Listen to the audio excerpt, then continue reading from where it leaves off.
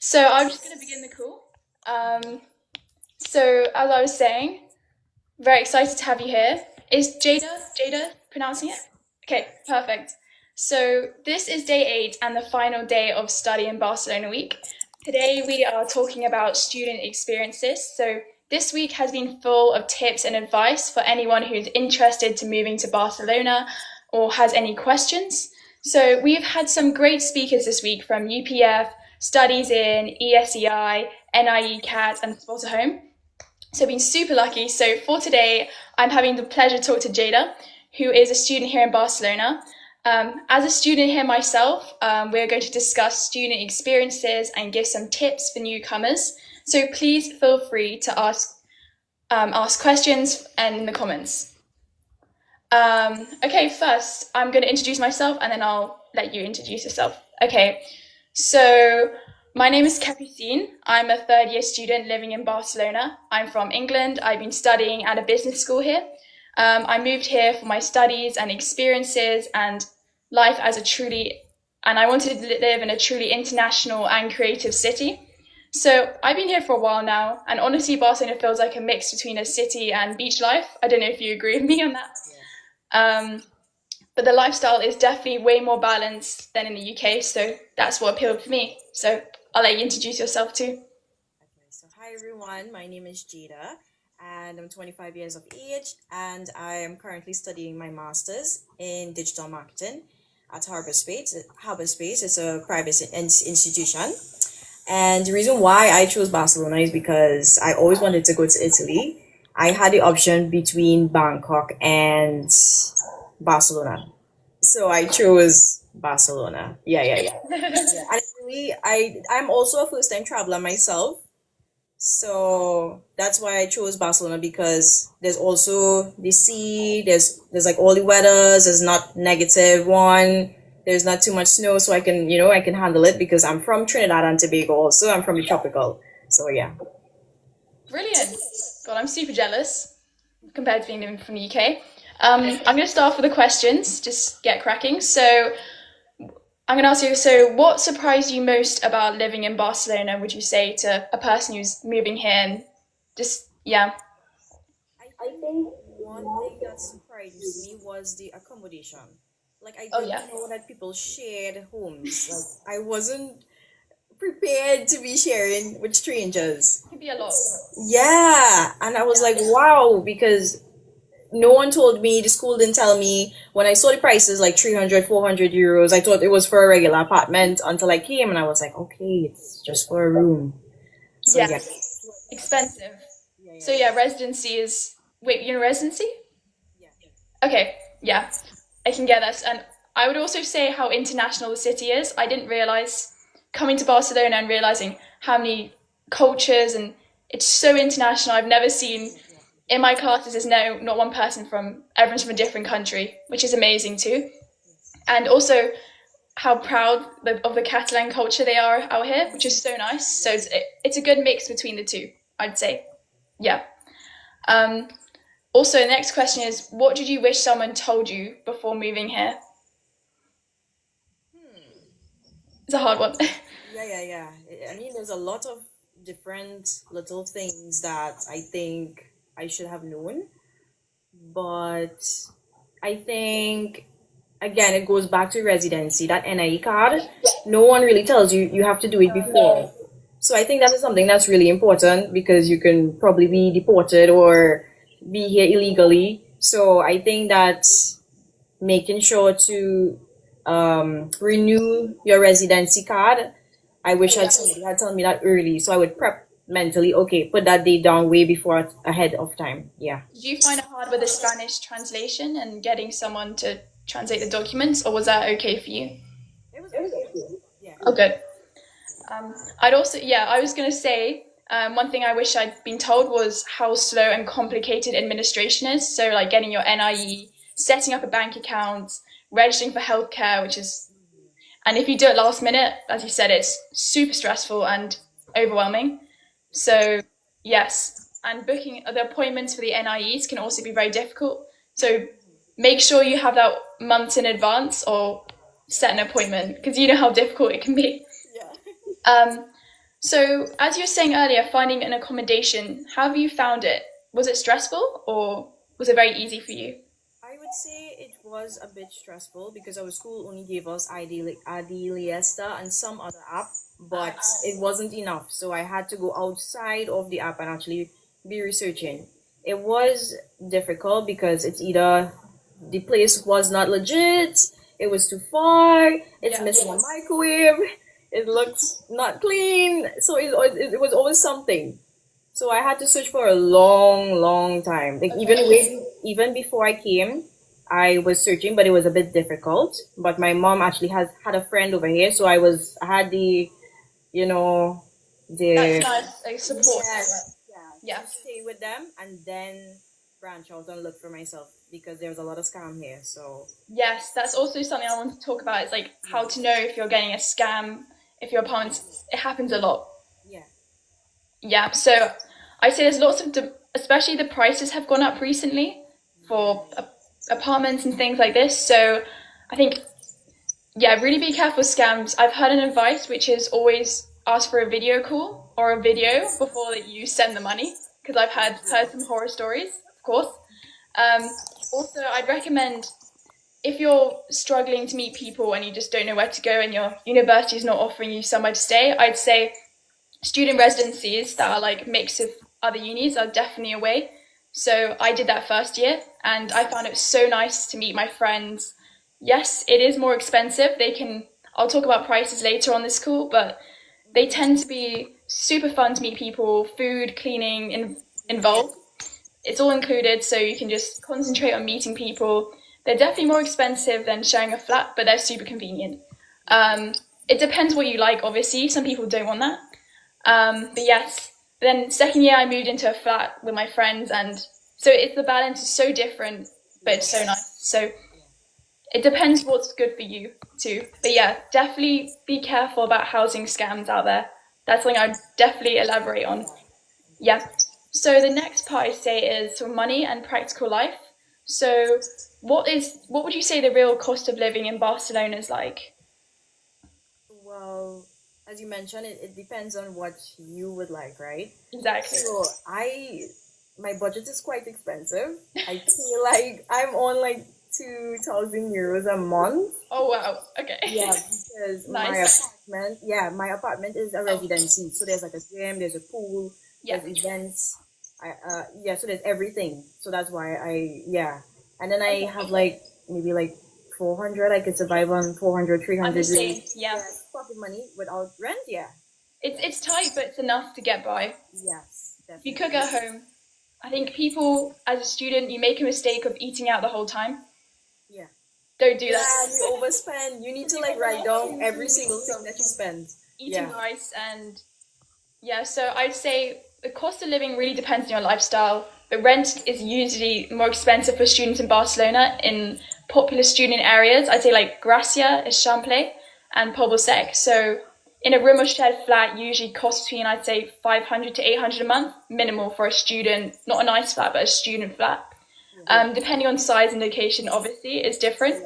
For residencies, I'd say it usually ranges between 700 to 1,200 or way more at your a month. But that includes utilities, cleaning, and often meals or shared facilities. So it kind of adds up in a way. But you can get shared rooms in residencies too, which is obviously smaller, but you're getting way less of the money, way less price. So yeah, groceries I'd say are fairly affordable here. Would you say that too? Yeah. Especially Mercadona. That's the place. Yes, my favorite, of course. Yeah, so Mercadona, groceries are good. Eating out isn't too expensive here too if you go to the right places. Also, I'd say for public transport, I'm going to talk about this later, but it is excellent out here. I think it's super affordable. Would you say that too? Yeah. I agree. Yeah. Yeah. So you can get things like you can pay for a bus, which is about €2.70, but you can get a T-Mobilidad card, which is you can get the price changes, but from £45, I think, for 90 days of unlimited travel. Yeah. For 3 months, unlimited. The travel up to the airport. I mean, you can go up to Sitges, I think, maximum zone 1 if you pay. But it's fantastic. So that includes for metros, bus, trams, and the trains that can go outside the city. So I think for public transport, that has saved so much money because I didn't have one in the first few months, and I spent about £200 in public transport, which was... I was not going to say that, especially when you just got here. You need that. You need it, yeah. Yeah, access. Traveling, You know where you're going. Yeah. Yeah. So, I can't highlight that enough for my pain, but definitely get a T-Mobilidad card. And there's also ones, if you're under 30 years old, you can get a T-Jove card, I think. And that's about £42. So same price, similar. So I recommend both. So I'm going to just talk about public transport a bit more in general. I'm just going to explain it, saying, so public transport here in Barcelona is excellent. So there's clean, reliable, easy to use metros, buses, trams, FGC trains. They all share the same ticket system, which is so helpful.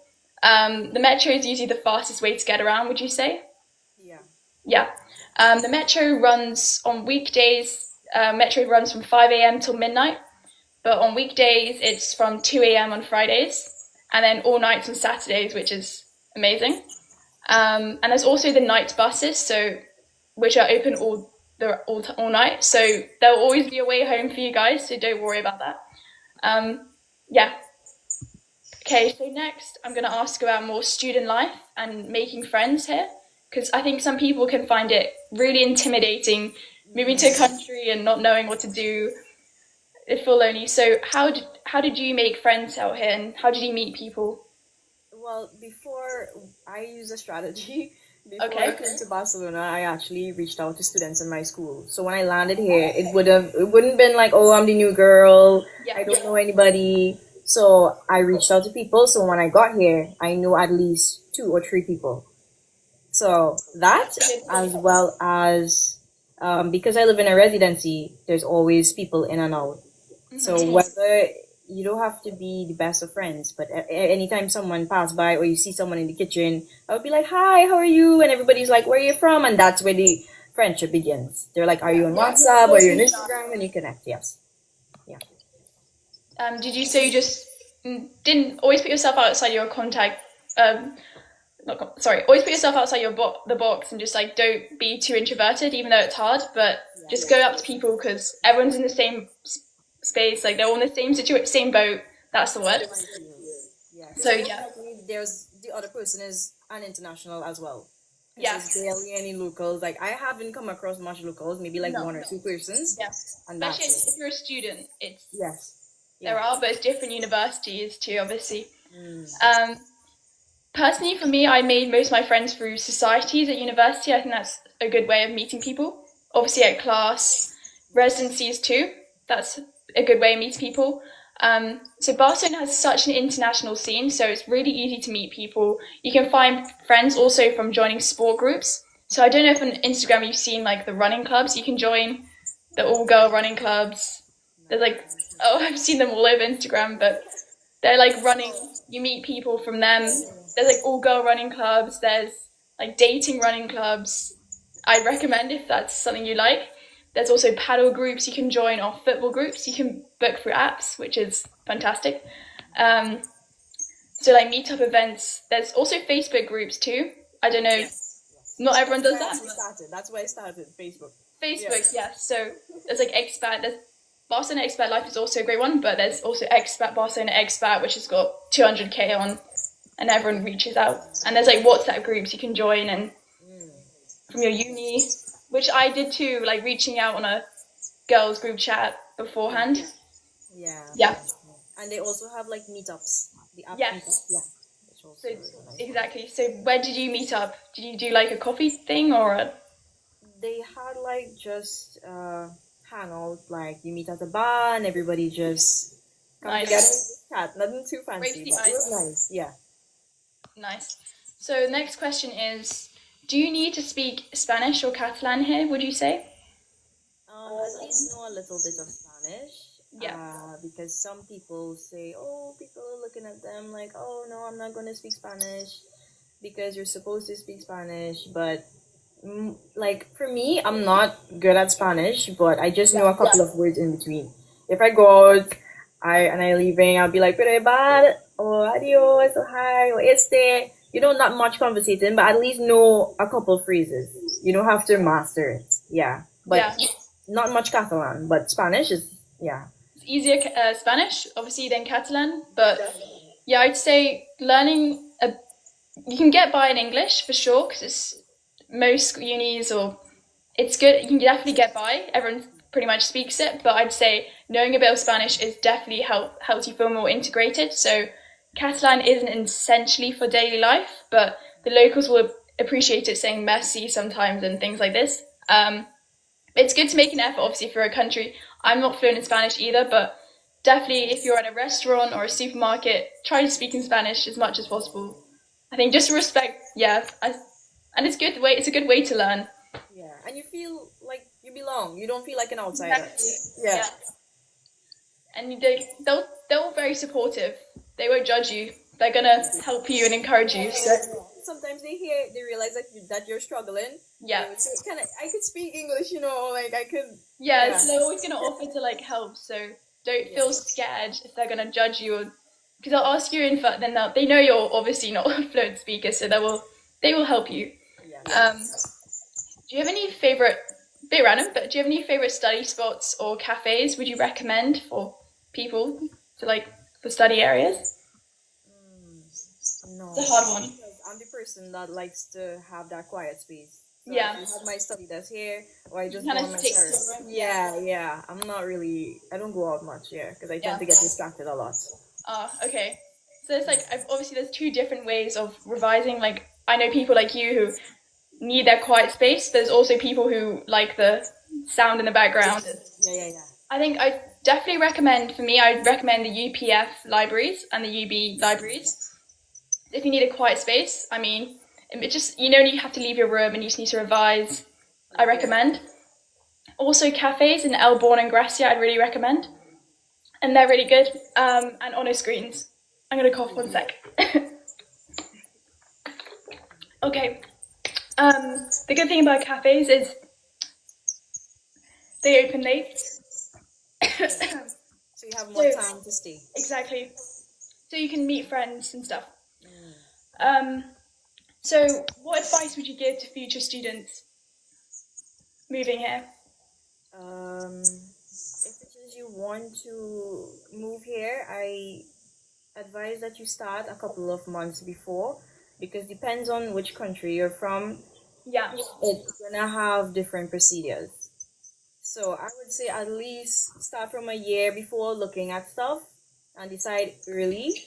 And if you decide to come to Europe, exactly, I would say within the first month, start getting your card, start making appointments, get everything within the first month.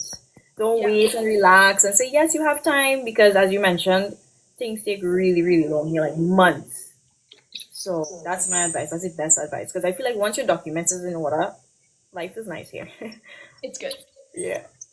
I'd also recommend when you first come out here, explore, be a tourist, explore the city, because eventually uni catches up with you, and you're not gonna have time to see the Sagrada inside and Park Güell and the Gothic Quarter. Just I think also meet some new uni friends, and it's just such a good way to meet new friends too and bond. Is be a tourist and just go to the bunkers and just go out in local bars and go clubbing, and just be a tourist. That's what I'd say. Do the sightseeing, because eventually work catches up and you're just not going to be able to do it as often.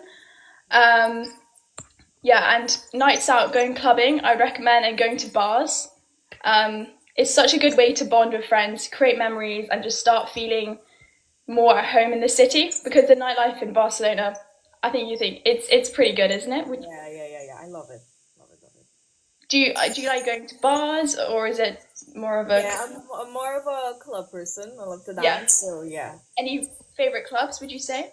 I would say Colors, if you're a reggaeton or hip hop and dancehall person, and Jamboree. Those are like my top two so far. Jamboree. Jamboree? There's different rooms Yeah. you can go in. Like if I'm not feeling this vibe, I'll go there. Yeah, I'd also recommend Downtown, which is a good one. Yeah. But there's so many, like Razzmatazz, Apollo is also very good for reggaeton. Yes. That's also good as the music tends to be house and reggaeton, which is also really nice. So it mixes between international and Spanish culture, and you get to know Spanish music, which is really nice. But yeah, next question is, what's one mistake to avoid just in general? Like you were talking about paperwork, not leaving it too late. It's Yeah. like your genuine, Yeah. yeah. Okay. Next thing is, how do you deal with homesickness or loneliness when you like came out here? I haven't dealt with much homesick because I've Okay, always that's wanted good. to travel. So when I came here, I was like, oh, freedom. So I enjoy my space, but if I feel like missing my friends and family, I definitely shoot a call, video call every other day. Because once you talk with them, you feel like you're with them. Yeah, Because you're not physically with them. So if you don't speak to them over the phone, they're like completely out of your life. So I would advise exactly. to call. FaceTime, they're practically there. So Yeah. yeah, that's such good advice. So I'd also say keep yourself busy. I think the less you do, the more you think about. Because I was homesick when I first came out here. Join university activities, even if they're boring. It'll just take your mind off it, and you'll network and meet new people, which is also good. Go to language exchanges. I say yes to plans, even if you don't want to, which is Yeah. and Yeah. That's me. Oh my even if you God. don't know anyone yet, everyone's on the same boat. So that's what I'd recommend. Yes. So what has living in Barcelona taught you, would you say, in general, just? I'm pretty bad with directions. So I say that Barcelona forced me to understand how to travel, Yeah. how to find myself back because I got lost in Barcelona when I was living in Sands and it was like at 10 at night and my phone was like on 10%. So the city forced you to learn how to navigate yourself. Yes. So yeah. I've had the exact same experience in Sands too. My phone died in Sands and it was very scary because it's not as safe. I mean, safe, but there's a lot of people there at night. So yeah, I completely agree. Get your Google Maps, charge your phone on a night out. That's very important. Charge it on you. At least you can go somewhere and get some charge. Exactly. Just Yeah. plug, even if it's not a portable charger, just something. I'd say also just advice, just slow down and enjoy life because Spain is a country that's a much slower pace. They have siestas, which I recommend doing. I think you become it's like a habit.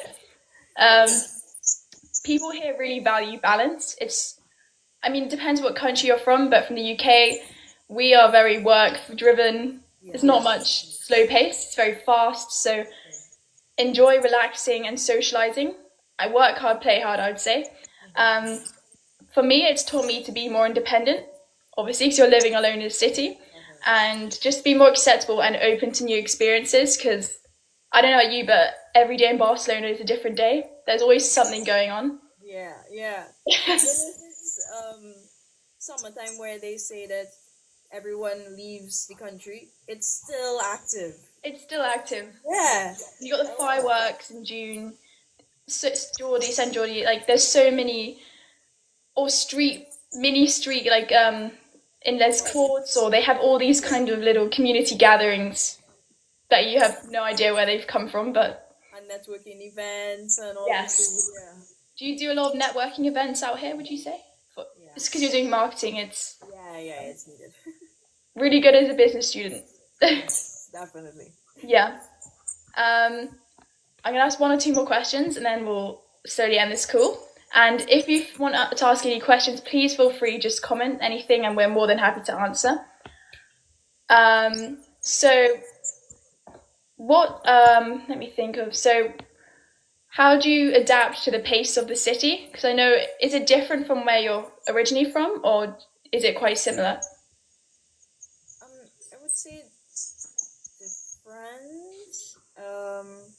Here is more really relaxed, as you mentioned, that in your country they were more fast paced. Yeah, back home is like fast paced. Our government takes a little bit long with stuff, but I think that's a government thing in most countries. Yeah, but back home is more fast paced. But when I came here, I felt more relaxed because I was like a workaholic back home. You know, you're always on the go, but Barcelona is so relaxed, as you mentioned, the siesta and everything. Yeah. You're more tired when you go home than when you... Yeah, then we go. Yeah, Yeah. I feel the same. Like, I'm so relaxed out here. Back in the UK, it's more chaotic, and I think what's also amazing here is the nightlife. So while things close so late, so you can have 2 days in one, which is really appealing to me. So you can, it's not just your 5 o'clock and your day's done. You've got a whole other day in the evening, which you can go out. Restaurants close very late, so it's such good nightlife out here. So if that's something you like and you're looking for as a student, Barcelona is definitely the city for that. Yeah. Are there any neighborhoods you would like recommend living in? Do you have like a specific area in Barcelona you'd recommend? Because I live in Sands, I would recommend Sands and maybe Poblino. I live in is Sands. Yeah, I live in Poblino right now. Okay. And I think it's very urban, very family, not city vibe, but it's like family. You're always seeing like family walking around. There's places to eat, and it's community. yeah. You wouldn't believe like this is Barcelona. There's not much like fancy statues and stuff like that, but it's still nice. It's next to the beach, 10 minutes walk where I live. Yeah, so I would recommend. Yeah. Near Dressanas, you can go like very close, or is it near Montjuic? Is that right? Or No. I live in Poblino, so if okay. I go to Bogota. Yeah. Oh, perfect. Yeah. I'd also recommend more expensive, but if you're willing to live in a less nice apartment and sacrifice, I recommend Gracia. It's because it's really nice. It's got like a family village feel to it. Loads of pedestrians. There's loads of plazas, so you can have like lots of cafes. There's so many like Asian food places. There's so many places, and if you want a sweet treat, best place to go.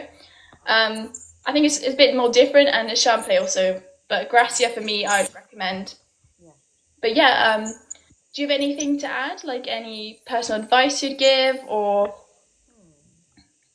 I would say, guys, please make sure that the school that you're looking at, make sure it's accredited, especially for your country. Okay, let's talk about that. Yeah, of course. Don't get caught up in that. I was going to mention this. Yeah, so we've been really privileged to have speak to UPF and things like this, universities, and they've given in this study week, and they've been really important recommending make sure your university is accredited, the degrees are accredited, because people go in, they'll search up a university, it'll come up, but their degree won't be accredited, and they're doing all this work. We've also had a guy from Study In talk about this, because he did a master's, however, he did not get an accredited degree, and he spent so much money on it. So you're saying do the research. So is that something you've struggled with when you're about to apply to universities, or were you just ahead and new to the camp? I've been dealing with similar situation with my university. It's accredited, but not like under government. It's a private university. That's never mind. Yeah. So I have to do a double degree in order to get it accredited. Yes. Together with the other school, which is. It's like single. You have to like in a way balance out by doing double. Yeah. I've got it. Yeah. So that's my situation. That's why I mentioned before you have to extend and you have to stay, because if I did not do the double degree, I would be going back home with a diploma, something lower than my bachelor's. So yeah, it sucks. It's really stressful. Did you find this out at the start, or is it just recently you just found this out that it's not accredited? No, they mentioned before, but they didn't mention how is it accredited, because back home, when you want to take, if I wanted to take a loan and they look under the list, it's not under there. Why is it not there? But it's accredited. They didn't explain how it's accredited, if you understand. Yeah. So because it can be accredited, but it might not be the genuine university recognized. Because there's 3 that she was mentioning for UPF talk. So if they're not accredited by that, then these private universities, I'd say, be careful, do your research, because they will say it's accredited. If you look up, yes, it's accredited, but who is it accredited by? And is it? If you look deeper and deeper, they tend to be a bit more black and white, not as black and white about it. Yeah, not transparent enough. But I've had the same experience. But I was delusional and didn't know this, so. Learned, yeah. But yeah, I'd say accreditation, check your university is Visit your universities is also a mistake. Go and visit the campus, see if you like it before you join. I'd say that's advice I give too. Would you say that too? Yes. Yeah.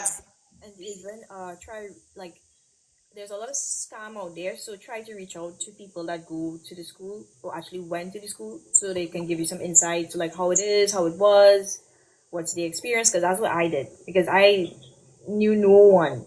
So I had called a past student. I reached out on LinkedIn, and they were like let's say giving me the good and the bad. Basically, they would be honest because they're past students rather than new students in the school. It's really good to reach out to past students. So we've got a question saying, what about recourse? Is that can it be done if you are caught in that situation? Does that mean if you're caught, like redo the course or do another course? Is that what you mean? Because I mean, what do you mean by that? So I mean, if you're caught in a situation of not being an accredited degree, I'm sure some universities offer other options you can retake. There's also people who will do part of a non-accredited degree and then start doing one, but doesn't necessarily mean you're going to get the final qualification. Like legally, okay, so what actions can you take? I think I'm not sure about the legal part of it, but I think it's legal, but it's just, I'm not sure you can take much action on it. I think there's you sign away lots of forms before you join, but it doesn't mean you necessarily do the read into every terms and conditions. Would you say that too? I think, I mean, you can ask, if you look online, it will say, yeah, accredited, but just yeah, I'm not sure if you can take legal action. I think that's definitely something I want to look into for information, because that's a good question.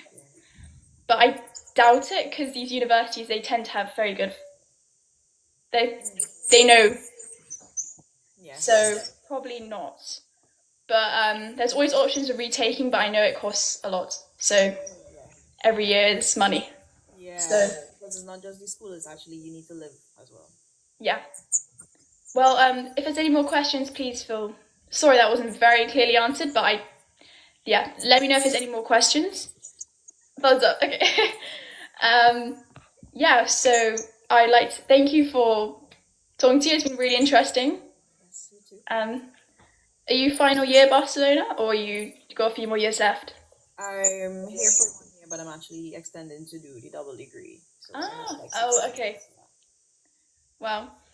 And you're enjoying it? Yeah, definitely. Happy? Yes. Good. And you as well? Yeah, final year, 2 semesters left. Yeah, getting there. So it's sad because you're near the end, but you've. Yeah, I understand that. Yeah. Yeah. Well, thank you so much for joining the call. As in the comments, we've got a link to the study guide, or go to the bio for more information for our study guide and just tips and tricks. If you want questions, please message us on Barcelona Expat Live, just Expat on our Instagram, TikTok, Facebook, and we're more than happy to answer any questions if you want more personal questions. Okay, well, thank you very much. It's lovely talking to you, and have a great rest of your day. Bye.